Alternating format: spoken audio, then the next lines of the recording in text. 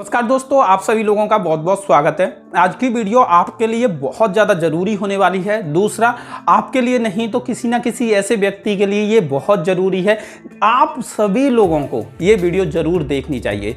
दोस्तों, हुआ क्या था, मैं आपको स्टोरी से शुरू करना चाहूँगा कि एक हमारे रिलेटिव हैं, तो उनकी एक्सीडेंट में डेथ हो गई। डेथ होने के बाद हुआ क्या कि उन्होंने काफ़ी ज़्यादा प्रॉपर्टी लेके रखी थी, काफ़ी ज़्यादा लोन लेके रखे थे, उन्होंने ज़मीन लोन पे लेके रखी थी, उन्होंने अलग अलग चीज़ें लोन पे लेके रखी थी। उन्होंने गोल्ड लोन भी ले लिया था, पर्सनल लोन भी ले लिए थे, क्रेडिट कार्ड भी ले लिया था, यानी कि सरकार का चारों तरफ से कर्जा ले लिया था, बैंकों से भी कर्जा ले लिया था, फाइनेंशियल इंस्टीट्यूट है उनसे भी कर्जा ले लिया था। तो ये एक बड़ी मुसीबत उन लोगों के लिए खड़ी हो गई। उनके जाने के बाद हुआ क्या, उनकी एक एक्सीडेंट में डेथ हो जाती है। डेथ होने के बाद हुआ क्या कि अब उनको ये समझ नहीं आ रहा कि ये पैसा हमारा कैसे वापस आएगा, क्या हमें लोन चुकाना पड़ेगा, उनका क्या होगा। उनको इन चीज़ों के बारे में नहीं पता कि अब हमारे साथ क्या होगा, क्या हमारे साथ रिकवरी होगी, क्योंकि जो जिसने लोन लिया था वो तो चल बसे, लेकिन उनके पीछे जितनी प्रॉपर्टी थी, गाड़ी थी, गोल्ड था, वो सभी बैंकों में गिरवी था, इधर उधर रखा हुआ था। जो ज़मीन थी, प्लॉट थे, उसके कागज भी बैंकों में रखे थे। तो उस कंडीशन में क्या होगा,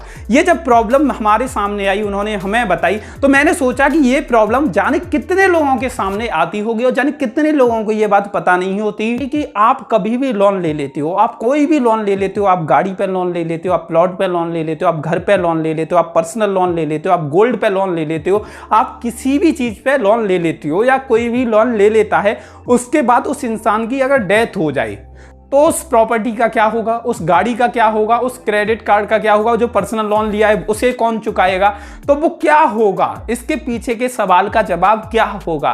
क्योंकि हर कोई गाइड करता है, जब आप बैंक में जाओगे तो बैंक वाले चाहते हैं कि आपको बेवकूफ़ बनाया जाए, आपकी प्रॉपर्टी हड़प ली जाए। गोल्ड लोन लिया है तो आपके गोल्ड को वो हड़पना चाहते हैं, तो ऐसा वो करना चाहते हैं। बहुत सारे बैंक के एम्प्लॉय इसमें मिले हुए होते हैं। बहुत बार देखने को क्या आया है कि आपको वो लोन चुकाना भी नहीं है, तो वो लोग आप लोगों से क्या बोलते हैं कि आपकी गोल्ड की ये चीज़ रखी है, आपको वो छुड़ानी है, तो आप एक काम करिए, जितना पैसा हो रहा है आप हमें दे जाइए, उसके बाद आप अपने ये सामान को ले जाइए। और होता क्या है कि बहुत बार आपको पैसे नहीं देने होते, तो आपको इसके रूल्स नहीं पता हैं, लॉन्स के रूल्स नहीं पता हैं, जिस वजह से बहुत सारे लोगों की मौत के बाद भी उनके घर वालों से फ़ायदा उठा लेते हैं। दोस्तों, मैंने बिजनेस की पढ़ाई की है, मैंने बिजनेस लॉ पढ़े हैं, मैंने इनकम टैक्स पढ़ा है, मैंने लॉन्स के बारे में पढ़ा है, इंडस्ट्रियल लॉ पढ़ा है, यानी कि मैंने 5 साल बिजनेस की पढ़ाई की है, लॉ की पढ़ाई की है। तो मेरे को थोड़ी बहुत इन चीज़ों की जानकारी है। तो मैं आप लोगों को आज की वीडियो में समझाना चाहता हूं कि इन फ्यूचर किसी ने भी कोई लोन लिया हो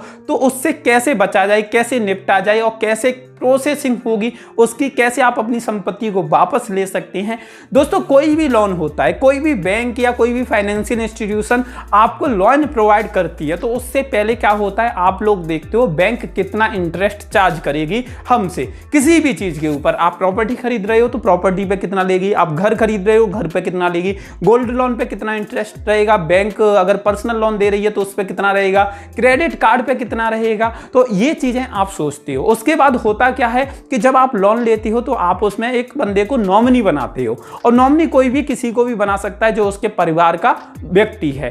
अब होता क्या है कि उस व्यक्ति की अगर डेथ हो जाती है तो सारी जिम्मेदारी उसके नॉमिनी पर आ जाती है। बाई चांस वो लोन माफ भी हो जाता है आपका, तो भी नॉमिनी को ही वो सारी चीजें दी जाती हैं जो चीजों पर लोन कराया गया था। जैसे कि गोल्ड पर लोन कराया गया है और वो गोल्ड लोन अगर माफ हो जाता है तो वो गोल्ड उसी नॉमिनी को दिया जाएगा जो नॉमिनी लोन लेते समय ऐड कराया गया था। तो पहली चीज, आप लोग कभी भी लोन कराते हो तो ये चीज हमेशा याद रखिए, अगर आप किसी को भी ऐड करा रहे हो वो अपना व्यक्ति हो, अपने घर का हो, भरोसेमंद आदमी हो। दूसरा, जो भी नॉमिनी बनना चाह रहे हैं वो ये बात दिमाग में रख लीजिए कि बाई चांस उस व्यक्ति की डेथ हो जाती है और डेथ होने के बाद अगर बैंक को पैसे चुकाने की नौबत आ गई तो आप लोगों को ही पैसा चुकाना पड़ेगा, जो नॉमिनी होंगे नॉमिनी को ही पैसा चुकाना पड़ेगा। अब भाई होता क्या है कि नॉमिनी भी रख लेते हैं और उसके बाद लोन पास होता है। तो होता क्या है कि बहुत सारी जो गवर्नमेंट बैंक हैं वो क्या करती हैं, आपको जिस चीज़ पे वो लोन देती हैं उसका इंश्योरेंस करा लेती हैं। जैसे इंश्योरेंस किस चीज़ का होता है वो भी मैं आपको समझाता हूँ। जैसे एक होता है कि आप किसी भी प्रॉपर्टी पे, किसी भी गाड़ी पे लोन ले रहे हो, तो होता क्या है कि जैसे आपने गोल्ड रखा बैंक में जाके, तो बैंक ने तो आपको पैसा दे दिया, लेकिन बैंक क्या करती है उस गोल्ड पर भी इंश्योरेंस करा लेती देती है कि बाई चांस हमारी बैंक से ये गोल्ड चोरी हो जाए तो हम उस इंश्योरेंस कंपनी से वसूल कर पाए इस गोल्ड का पैसा। तो वो लोग क्या करती हैं, बैंक इंश्योरेंस करा लेती हैं। तो ये इंश्योरेंस जो होता है, गोल्ड लोन पे इंश्योरेंस रहता है, वो इंश्योरेंस कंपनी से गोल्ड के लिए इंश्योरेंस रहता है। और इन केस किसी ने गोल्ड लोन कराया है और उस व्यक्ति की डेथ हो जाती है तो उस व्यक्ति से कोई भी कनेक्शन नहीं है, क्योंकि जो इंश्योरेंस कंपनी इंश्योरेंस देगी वो गोल्ड का देगी। अगर गोल्ड चोरी हो जाता है, गोल्ड खराब हो जाता है या कोई ऐसा इशू गोल्ड के साथ होता है, उस व्यक्ति का इंश्योरेंस नहीं लिया तो होता क्या है कि उस व्यक्ति का जो भी परिवार वाला होगा उससे पैसे लिए जाएंगे, जो भी नॉमिनी होगा उससे उस गोल्ड के पैसे लिए जाएंगे। अब बहुत सारे लोग ये कहेंगे कि नॉमिनी अगर पैसे जमा ना करे तो क्या करेंगे, तो सिंपल सा फंडा बैंक का रहता है कि बैंक क्या करती है कि उस गोल्ड की नीलामी कर देती है और नीलामी के बाद जितना पैसा आता है उसे अपना वसूल कर लेती है। पहली चीज हुई गोल्ड लोन के केस में।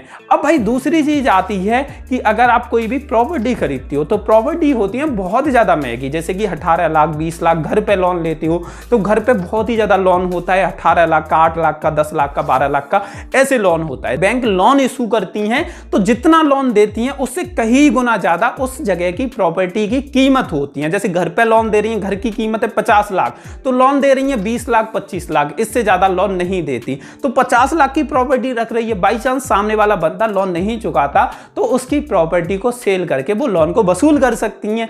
तो इस केस में वो बैंक उस घर के साथ साथ उस व्यक्ति का भी इंश्योरेंस करा देती हैं। अब उस व्यक्ति का भी इंश्योरेंस हो गया, घर का भी इंश्योरेंस है।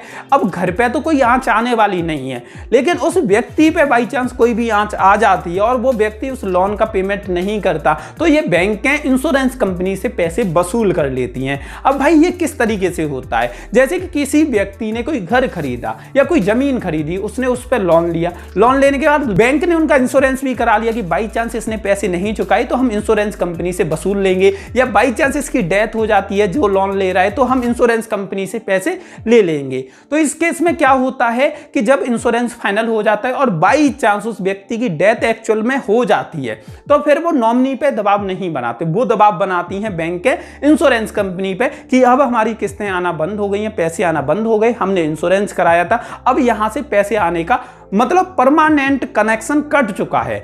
अब वो क्या करती हैं, उस इंश्योरेंस कंपनी को डेथ सर्टिफिकेट देती हैं और उसके बाद इंश्योरेंस कंपनी पूरा पेमेंट करती है प्रॉपर्टी का, और उसके बाद क्या होता है, उस प्रॉपर्टी को उसके नॉमिनी के नाम ट्रांसफर कर दिया जाता है। यानी कि जो भी बंदा होता है उसे आगे की किस्तें जमा नहीं करनी बल्कि घर भी उनका हो जाता है। तो यहाँ पे भी बहुत सारी कंडीशंस आती हैं। बहुत सारी बैंकें क्या करती हैं, अपनी इंटरेस्ट रेट को डाउन करने के लिए, जो लोन पे इंटरेस्ट लिया जाता है उस रेट को डाउन करने के लिए वो इंश्योरेंस लेती ही नहीं है।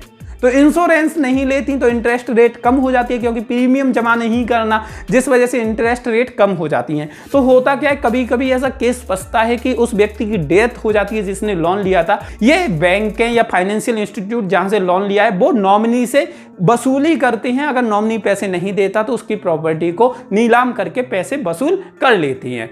अब बात करते हैं कि पर्सनल लोन में क्या होता है। पर्सनल लोन में भी सेम यही प्रोसेस होता है। आपने या किसी भी व्यक्ति ने किसी भी बैंक से पर्सनल लोन ले लिया, उसके बाद उसकी डेथ हो जाती है, डेथ होने के बाद वो नहीं चुकाता तो होता क्या है, पहली चीज यहाँ पे भी इंश्योरेंस वाली बात रहती है, लेकिन बाई चांस इंश्योरेंस नहीं ले रही बैंक या फाइनेंशियल इंस्टीट्यूट इंश्योरेंस नहीं करा रहा है उस पैसे का, तो क्या होता है, वो उसके नॉमिनी से वसूली करते हैं, नहीं तो उसकी कोई भी पैतृक संपत्ति जो होगी उसको नीलाम करके उसमें से पैसे वसूल कर सकती है। या केस में कोर्ट में केस चलता है, कोर्ट जो डिसीजन देता है उस डिसीजन के बेस पर कार्रवाई हो जाती है। इसके अलावा आपको पता होगा कि और तरह के भी लोन होते हैं। सेम सभी में यही रहता है कि अगर उस बैंक ने इंश्योरेंस करा के रखा है तो इंश्योरेंस कंपनी से वसूल किया जाता है, नहीं तो नॉमिनी से लिया जाता है या उस व्यक्ति की पैतृक संपत्ति से वसूली की जाती है। तो यहाँ पे बहुत सारे लोगों ये तो डाउट क्लियर हो गए होंगे, लेकिन आप आज से एक बात समझ लीजिए, कभी भी किसी भी चीज पर फाइनेंस कराएं तो इंटरेस्ट रेट को मत देखिए, उनसे ये पूछिए कि बाई चांस हमारी डेथ हो जाती है तो इसमें वो कवर है या नहीं इंश्योरेंस में, कि हमारी डेथ होने के बाद हमारी फैमिली कोई भी पेमेंट नहीं देगी बल्कि उनके आप लोग इस सभी संपत्ति को उनको वापस कर देंगे। अगर गोल्ड पे लोन है तो गोल्ड को वापस कर देंगे जिस समय मैं चुकाने के लिए हकदार ना रहूं या चुकाने लायक ना रहूं या मेरी डेथ हो जाए उस केस में। तो अगर ऐसी पॉलिसी उस बैंक ने लेके रखी है तो वो आपसे थोड़ा सा इंटरेस्ट ज्यादा चार्ज करेगी लोन पर। आप दूसरी बैंकों के मुकाबले थोड़ा इंटरेस्ट ज्यादा देके अपनी फैमिली को सेव कर सकते हो। तो इस जानकारी को ज्यादा से ज्यादा लोगों तक शेयर करिए। अगर आपको ये वीडियो अच्छी लगी हो तो लाइक कर देना, और जिन लोगों ने चैनल को सब्सक्राइब करके बेल बटन नहीं दबाया है वो जल्दी से जल्दी दबा दीजिए। धन्यवाद।